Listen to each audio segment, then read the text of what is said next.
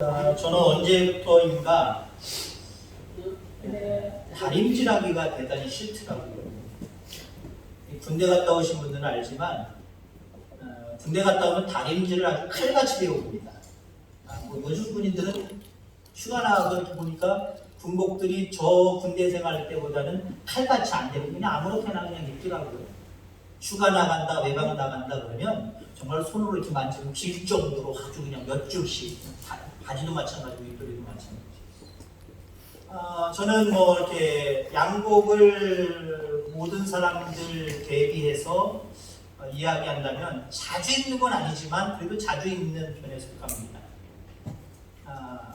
그러니까 우리 집사람이 결혼 초창기에는 당신 군대 갔다 와서 다림질 잘하니까, 아니 그때는 제가요 집사람이 다림질 하는 거 답답했어요. 아무래도 이렇게 누르는 힘으로 눌러가면서 해야지 좀 더 빳빳해지고 더 좋은데, 그러니까 내가 할게.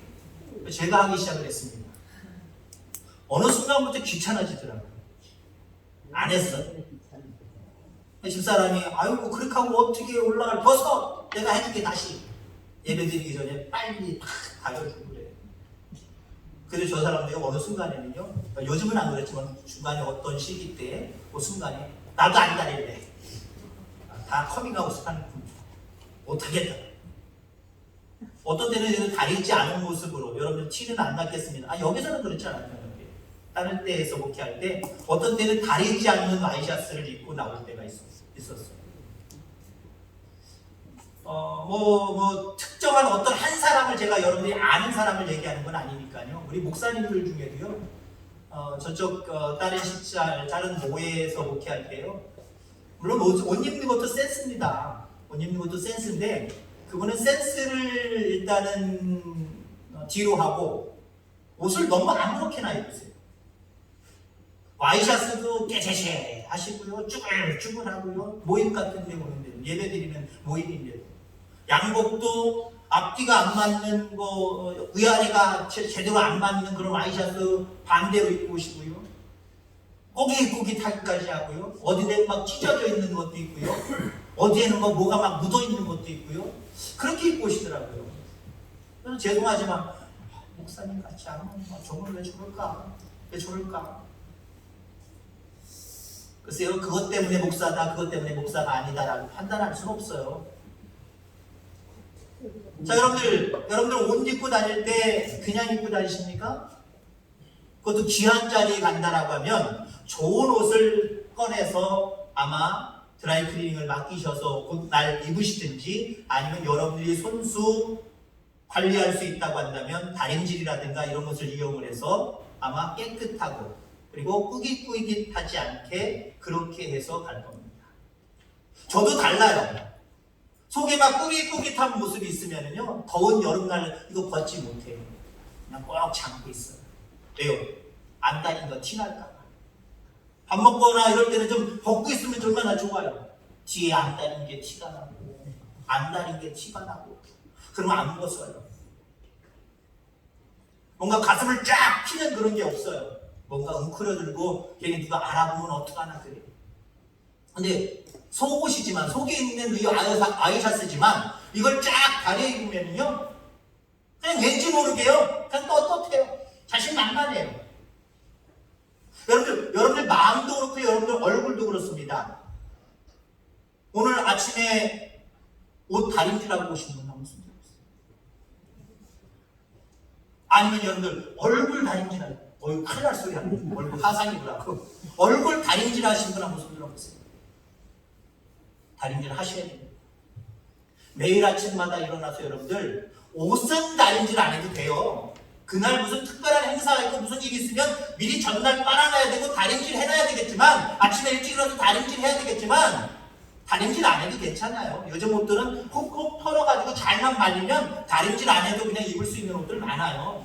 근데 여러분들 얼굴은, 마음은 늘 다림질 하시길 바랍니다. 진짜 다림질하고 하지 말고요. 여기서 주무시는 분은 분명히 집에 가서 이거 할까 말까 고민하실 것 같은데, 믿음의 다림질을 해야 되고요, 성령의 다림질을 하셔야 됩니다. 여러분들 얼굴을 스스로는 보지 못하지만 다른 사람들 얼굴 보잖아요. 그 사람들의 얼굴이 다림질 되어 있는지 안 되어 있는지 아시겠어요? 모르시면 지금 한번 옆 사람들을 바라보시길 바랍니다. 오늘 다림질 했나 안 했나? 화장했나 안 했나가 문제가 아니에요. 다림질 했나 안 했나를 바라보시면 돼요. 아니면 여러분의 얼굴을 한번 딱 보면서 간혹가다 그냥 불현듯 한번 쳐다보세요. 거울 있으면 내가 오늘 다림질 했나 안 했나? 아마 안 한 얼굴들이 죄송하지만 더 많을걸요? 안 한 옷처럼 꾸깃꾸깃한 내 얼굴, 활짝 펴지지 않는 그 얼굴을 하고 있을 때가 더 많을걸요? 여러분들, 우린 날마다 활짝 펴진 삶을, 펴진 얼굴을 하고 살아가야 될 줄 분명히 믿습니다. 그런데 세상에 들리는 소식과 내 앞에 당도한 많은 일들은 우리의 얼굴, 우리의 삶을, 우리의 마음을 찌푸리게 만들어요.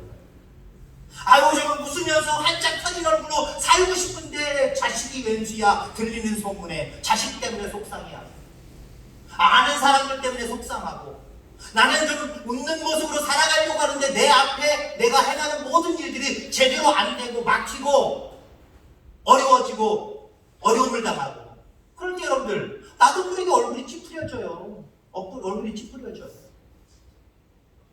자, 그러면 오늘 본문의 말씀은 우리 주님이 우리에게 헛된 말씀을 하시는 거냐? 주 안에서 항상 기뻐하래요. 항상 펼친 얼굴을 가지고 펼친 삶을 살아가렵니다. 근데 우리 앞에는 날마다 흉흉한 소식들이 있어서 얼굴이 찌푸려지는데요, 내 삶이 찌푸려지는데요, 어떻게 해요?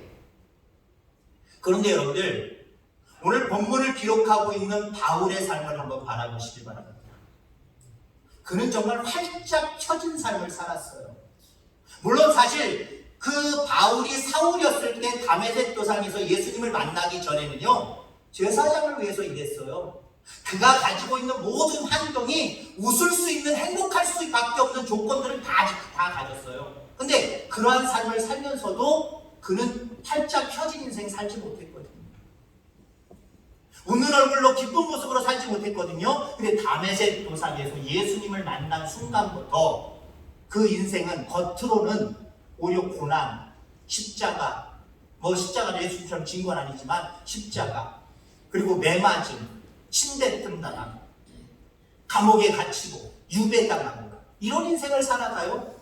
그러함에도 불구하고 오히려 다메섹 도상에서 예수님을 만나기 이전의 삶과 이후의 삶을 평가를 하면요, 바울은 오히려 예수님을 만나고 난 다음부터 삶의 모습이 굴곡이 더 심해졌지만, 어려워졌지만, 그는 항상 웃는 얼굴로 살아갔어요. 활짝 펴진 얼굴로 살아갔어요. 그러면서 우리에게 말씀하십니다. 주 안에서 항상 기뻐하라. 이 빌립보서가 여러분 감옥에서 쓰여졌다고 한다면 믿으시겠습니까? 지금 누가 누구를 위로해야 돼요? 밖에 있는 사람이 비록 복음을 증거하다가 감옥에 갇혔지만 바울 사도요, 때가 지나면 하나님이 그 속에서 건져내시겠지요. 그때를 위해서 지금 소망을 가지고 좀 행복하게 사십시오. 지금 좀 행복한 모습, 마음을 갖고 사십시오. 이래야 되는 거 아닙니까? 근데 감옥에 있는 바울이 바깥에 있는 다른 사람들에게, 자유한 사람들에게 주 안에서 항상 기뻐하라고. 역적으로 말하면 자기는 감옥에 있지만 주님으로 인하여서 그것도 기쁘다는 거예요. 근데 바깥에 있지만, 자유인처럼 있지만 세상에 많은 사람들, 성도들을 바라보니까 얼굴이 찌푸려져 있어요. 삶이 완전히 찌푸려져 있어요. 그러니 활짝 피라고, 기뻐하라고 말씀하고 있다라고 하는 겁니다. 여러분, 세상 사람들은요, 다 자기 앞에 모든 일들을 바라보면서 우울하다, 아니면은 여러 가지로 힘들다, 이렇게 불평불만하는 모습이라고 할지라도요, 주님 안의 구원의 은혜를 누리고 살아가는 우리들의 삶은요, 괜찮다, 행복하다, 잘됐다, 기쁘다, 이런 모습으로 바뀌어 가셔야 돼요. 바뀌어 가셔야 돼요. 여러분, 옛날에 다림질 하려고 했다면은 물을 어떤 때는 뿌리고 하셨어요. 더럽지만 뿌리고 했어요. 여러분, 우리의 입술이 중요해요. 여러분, 영적으로 달인질에서 여러분들의 삶이 펴지려면, 기쁨으로 충만하려면요, 우리 입술이 중요해요. 아이고 죽겠다, 어렵다, 왜 나한테 이런 일을 당하겠는가, 아이고 고달프다, 아이고 인생이 괴롭다 라고 생각해 보세요. 그 괴로움의 농도가 더 짙어가요. 그러나 괜찮아, 더 나아질 거야, 그래도 좋아, 나는 우리 주님이 계시니까 나는 기뻐. 그런 입술로 프레즈라듯이 한번 그렇게 해보시기 바랍니다. 그러면 하나님이 함께 하시는 그 모습이 우리 속에 느껴지게 될 줄 분명히 믿습니다. 야, 살만하다, 행복하다, 괜찮다, 기쁘다. 여러분, 어떻게 이런 삶을 살 수 있을까요? 그 이전에 우리가 먼저 생각해야 될 것은요, 주님께서 우리에게 기뻐하라고 하신 이유를 먼저 살펴봐야 됩니다. 왜 주님은, 왜 바울은 우리에게 왜 기뻐하라고 말씀을 할까? 기쁨이라든가 즐거움, 이런 계통의 단어가요, 성경에 384번 나옵니다. 그만큼 성경은 기쁨을 이야기하는 책이에요. 기쁨을 또 주는 책이에요. 하나님의 말씀을 괴로울 때마다, 힘들 때마다, 왜 이러지? 라고 할 때마다 오히려 하나님의 말씀을 펼치시기 바랍니다. 그러면 우리에게 기쁨을 줘요. 내가 기뻐할 수 있는 원동력을 이 말씀 속에서 얻을 수 있다라고 하는 거예요. 어떤 신학자는 이렇게 얘기합니다. 성삼위일체 하나님은 폭소 가운데서 세상을 창조하셨다. 웃음 가운데 세상을 창조하셨다. 기쁨 가운데 세상을 창조하셨다. 실제 그렇잖아요. 예수님이 천지를 창조하실 때, 아이고 힘들어 죽겠네, 이거 해야 되나 말아야 되나, 아이고 괴로워, 얼굴 찌푸리시면서 창조하셨어요.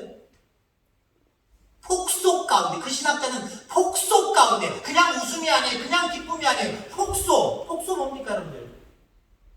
우리 그 한자성어로 얘기하면 박장대소 아니에요. 와 깔깔대고 팍 터지는, 정말 크게 웃는 그 모습 아니에요. 그 즐거운 기쁨 가운데 천지를 창조하셨대요. 첫째 날부터 다섯째 날까지 만드시면서 기뻐하셨다라고 얘기했어요. 힘이 좋았다, 기뻐하셨어요. 그리고 인간을 창조하고 6일째 되던 날 인간을 창조하시고 거기에 한 단어를 더 집어넣죠. 심히 기뻐하셨다, 힘이 좋았다 라고 말씀을 하고 계십니다. 자, 그러니까요, 예수님은요 늘 기쁨 가운데 그 일들을 감당하셨을 뿐만 아니라 그 주님의 은혜와 복을 따라서, 그 주님을 따라서 살아가는 제자들의 삶, 하나님의 자녀들의 삶이 기쁨으로 가득하기를 원했어요. 내가 이렇게 모든 일들 가운데 기쁨의 삶을 살듯이 너희도 기쁨의 삶을 살았으면 좋겠다, 아니 살 수 있다 라고 하는 희망을 우리에게 주심을 여러분들 기억하게 되기를 주 이름으로 축원합니다. 스바냐 3장 17절에 보니까 그가 너로 인하여 기쁨을 이기지 못하여 하시며 너를 잠잠히 사랑하시며 너로 인하여 즐거이 부르며 기뻐하시리라. 누구 때문에?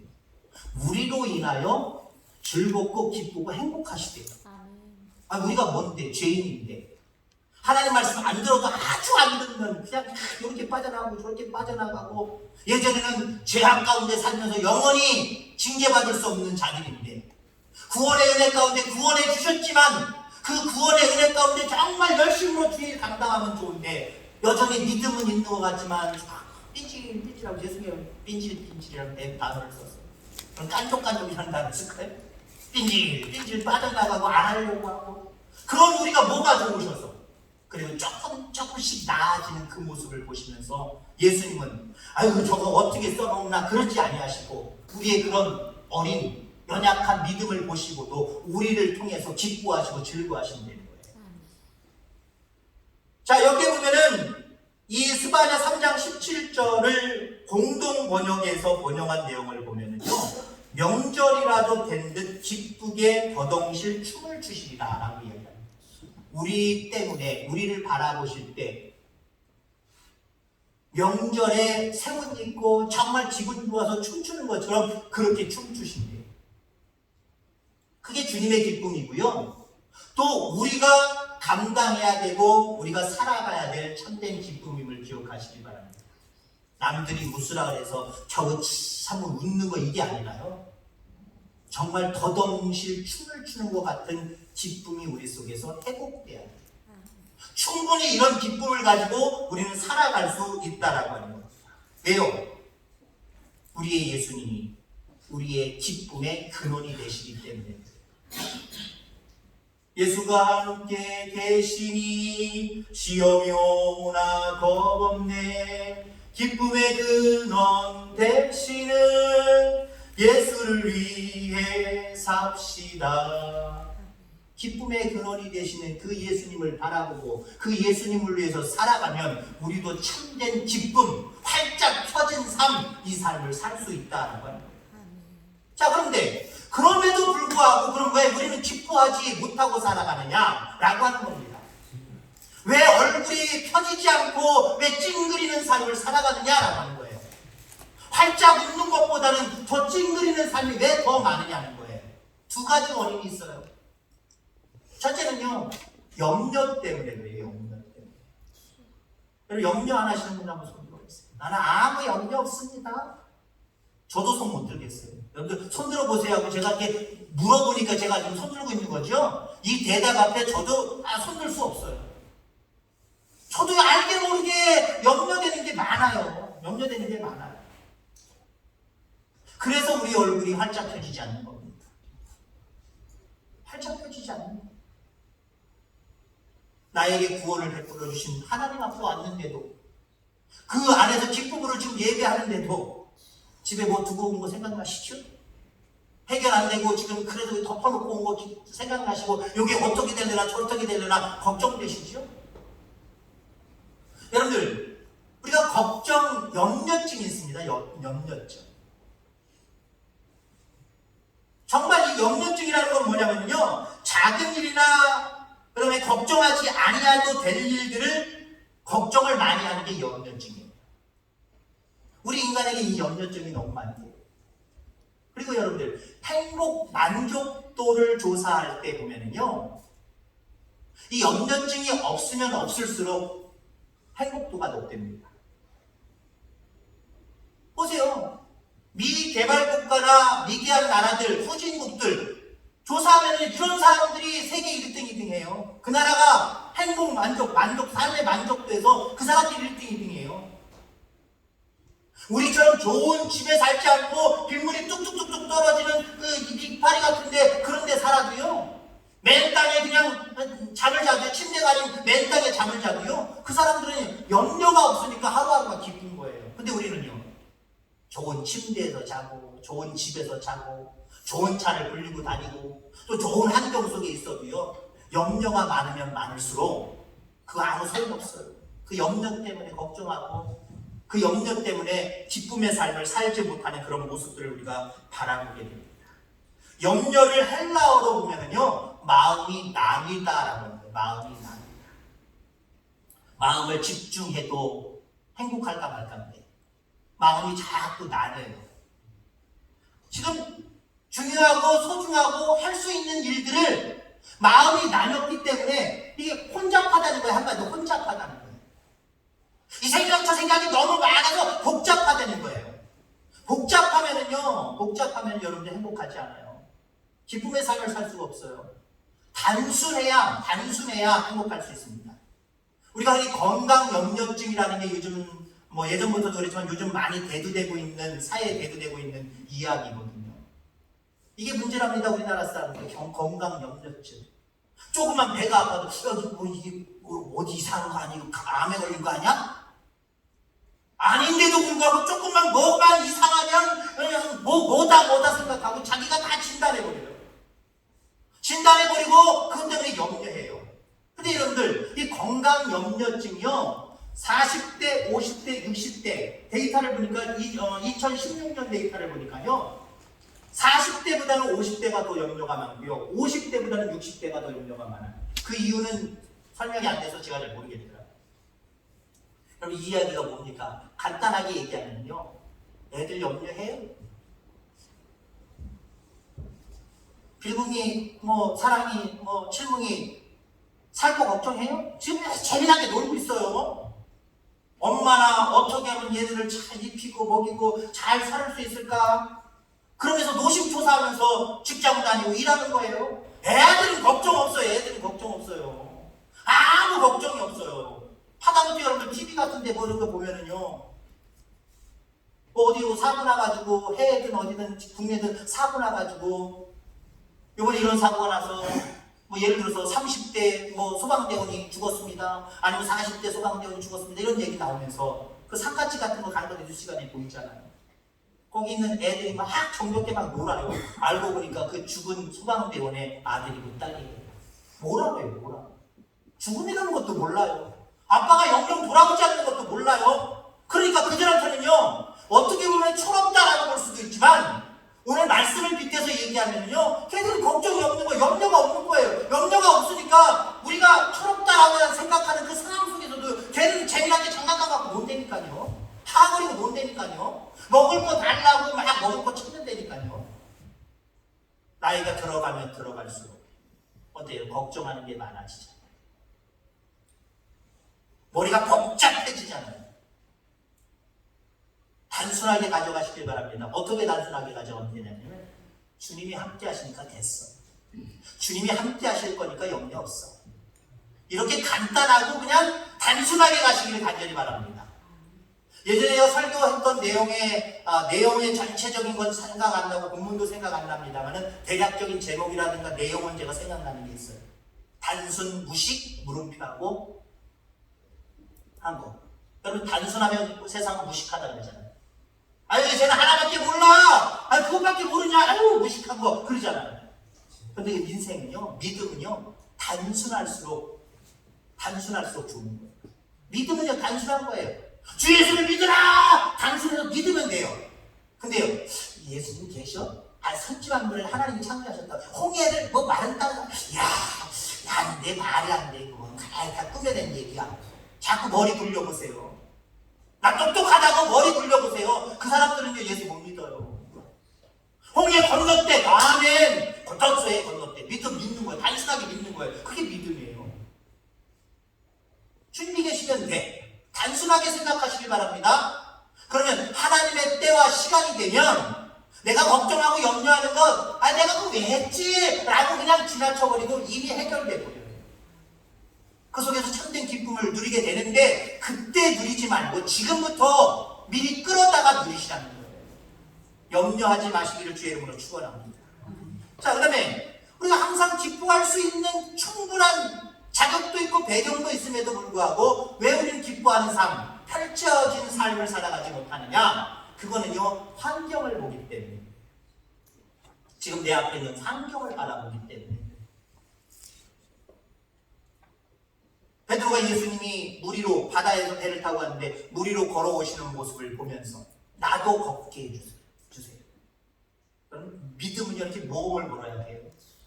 주님이 하시면 나도 좀 하게 해주세요. 성경에 이런 말씀이 있는데 나도 좀 이렇게 되게 해주세요. 모험을 걸어야 하나님 역사하십니다. 그래, 나를 바라보고 걸어가봐라. 베드로도 걸어가게 됐어요. 대단하지 않아요? 베드로는 그 험한 파도, 그 물 위를 걷고 걸어가게 되었어요. 그러나 잠시 잠깐 몇 걸음도 못 옮겨서 베드로는 퐁당 빠져버립니다. 왜 빠져버렸죠? 주님을 바라보던, 주님의 손을 바라보던 그 시야에서, 난 파도 위에, 물 위에 떠 있는 거잖아. 그 상황을 바라보고 환경을 바라보는 순간 자기의 몸이 물속으로 퐁당 빠져버려요. 퐁당 빠져요. 가룟 유다가 왜 베드로도 왜 예수님을 난 모른다고 부인하고 가룟 유다는 쓴 상식에 예수님을 왜 팝니까? 그 당시 환경만 바라봐서 그래요. 난 예수님 모른다. 나는 전혀 예수님의 제자냐? 이 사람이랑 관계없는 사람이야? 왜 그렇게 얘기해요? 지금 상황이 예수님이 고난당하는 상황이고 메마르는 상황이에요. 십자가 지고 골고다 언덕 올라갈 상황이에요. 나도 저렇게 되면 어떡하나? 환경을 쳐다보니까 나 예수님 몰라, 나 상관없어 하고 3번 부인하지. 가룟 유다. 예수님이 말끝마다 나는 이제 너희들의 죄를 위해서 십자가의 길을 걸어갈 거야. 죽을 거야. 자꾸 얘기하잖아. 아니 3년 동안 예수님 쫓아다녔는데 더 지금 내가 미천을 잡아야 되고 더 잘 되는 상황 가운데 있어야 되는데 그분이 죽어? 죽으면 아무 소용이 없네? 그리고 예수님을 미워하는 무리들이 지금 얼마나 많은데 혈안이 되어 있는데 에이 이럴 기에 내가 비밀 얘기해서 예수님 잡히게 만들자. 환경을 바라보니까요 예수님을 배반하는 그런 길을 걸어가는 거예요. 여러분 환경을 바라보면요 항상 기뻐할 수 없어요. 오늘 말씀이 맞지를 않아요. 환경만 바라보고 살아가는 사람들에게는 오늘 말씀이 전혀 맞지가 않아요.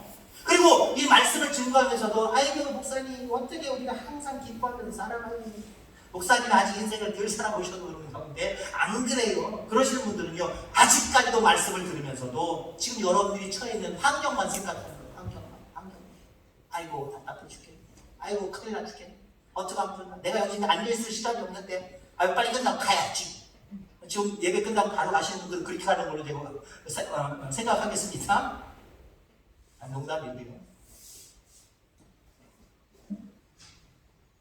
환경 바라보지 마시기 바랍니다. 주님을 더 바라볼 수 있는 저와 여러분들 다 되기를 주의 이름으로 축원합니다.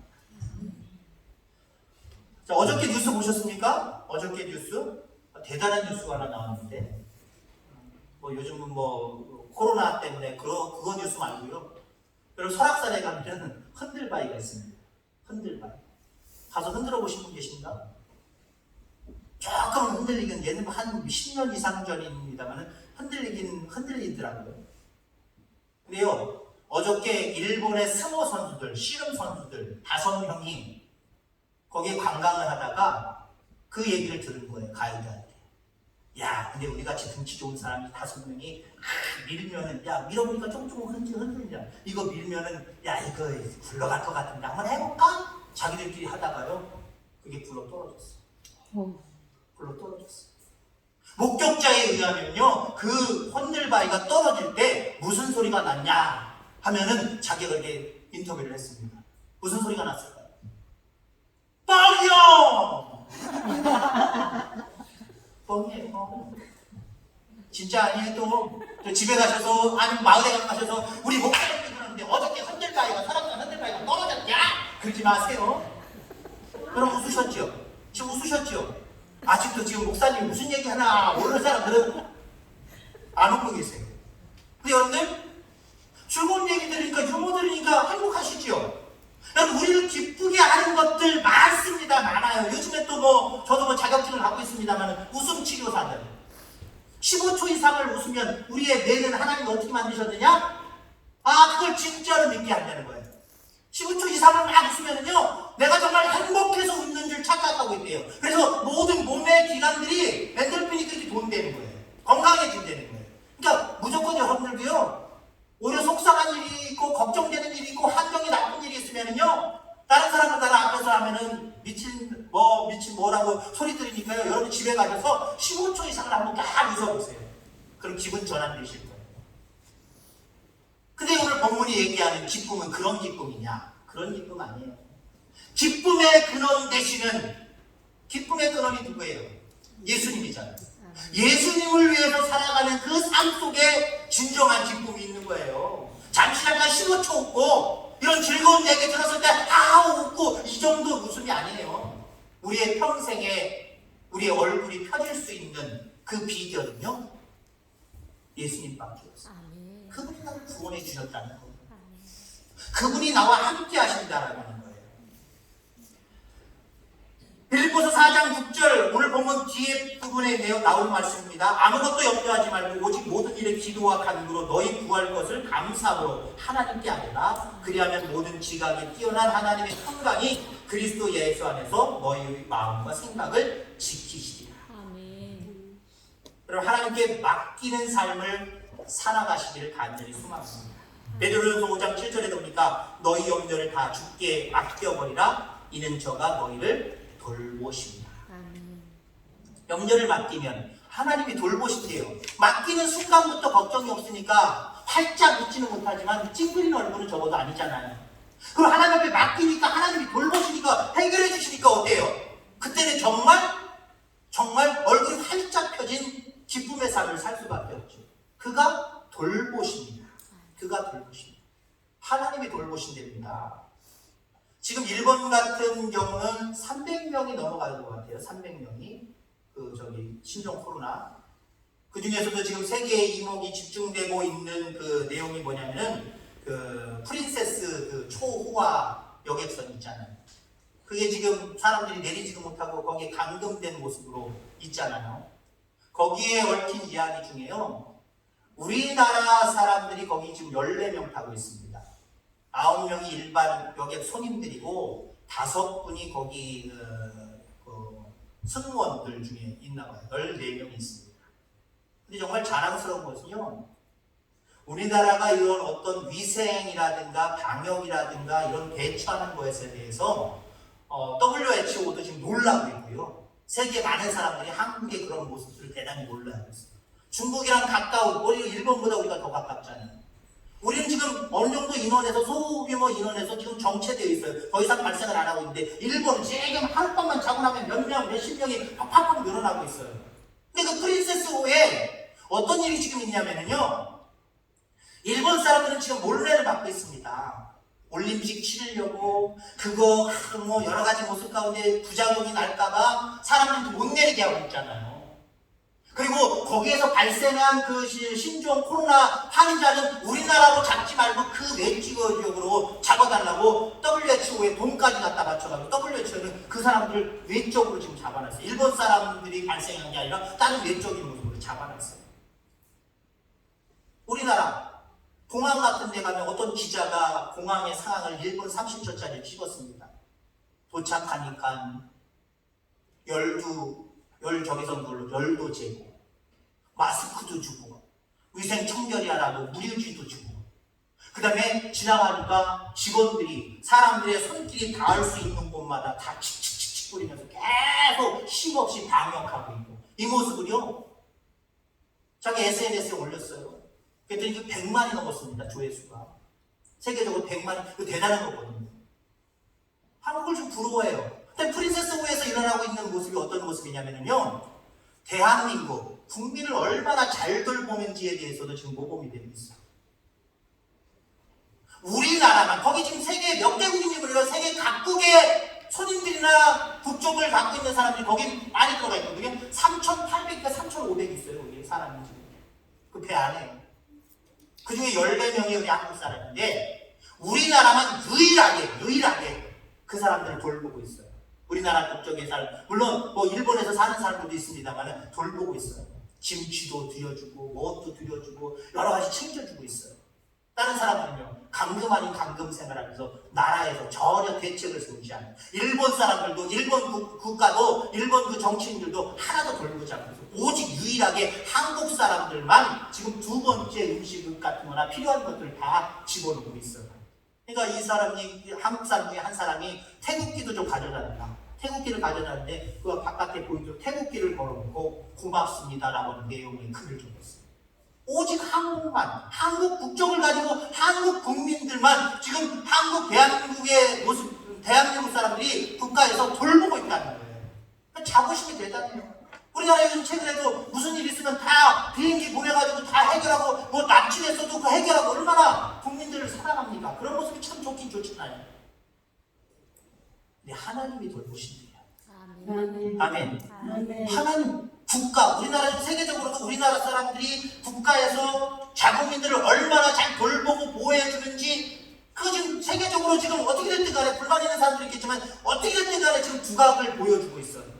근데 하나님이 돌보신대요. 게임 끝이잖아요. 아멘? 아멘? 하나님이 돌보시면 여러분 적어도 그 한국 프린세스 호에 한국 사람이 태극기 걸어놓고 대한민국 감사합니다. 거기 그렇게 써있지 않아요. 대한민국 국민으로 태어난 것을 자랑스럽게 여깁니다. 그 마음도 거기 있을 거 아니에요. 여러분들 적어도 하나님이 돌보시고 하나님의 은혜 가운데 우리가 살아간다고 한다면 이런 모습이어야 되잖아요. 태극기 아닌 우리의 얼굴로 걸어오시기 바랍니다. 활짝 펴진 얼굴로. 사진 찍지 말고요. 여러분들의 얼굴이 활짝 펴지면 돼요. 우리 장로님 기도하실 때 우리 내낭제일교회 오고 싶은 교회, 가고 싶은 교회 되게 해달라요. 얼굴 활짝 펴지지 않고 다림질 안 해놓으면요 안 와요. 여러분들의 얼굴이 활짝 펴 있어야 사람들이 와요. 여러분들의 얼굴이 활짝 펴지시기를 주의 이름으로 축원합니다. 아멘. 의도적으로라도 펴줘야 되지만 중요한 것은요, 하나님의 은혜를 생각하면, 나에게 베풀어 주신 은혜를 생각하고 베풀어 주시고 계시고 앞으로 베푸실 은혜를 생각하면요, 그 돌보심을 생각하면요, 활짝 펴지지 않을 수가 없어요. 안 웃을 수가 없어요. 어떤 그 오락 프로그램에 보니까요, 그런 내용이 있더라고요. 이쁜 것이 죄라면 당신은 사형. 그런 내용입니다. 남편이 얘기한 거예요, 남편이. 이쁜 것이 사형이라면 아내한테 당신은 사형이 되는 거예요. 진운의 안경이죠. 진운의 안경. 여러분들, 우리는 웃지 않으면, 활짝 펴진 얼굴을 가지고 살아가지 않으면 우린 죄인입니다. 하나님 앞에 여전히 죄를 짓고 있는 거예요. 우리의 얼굴, 우리의 마음, 우리의 삶이 늘 활짝 펴진 삶으로 하나님 앞에 영광을 돌리고 많은 사람들에게 그리스도를 증거하는 여러분들 다 되기를 주의 이름으로 축원합니다. 하나님 아버지 감사합니다.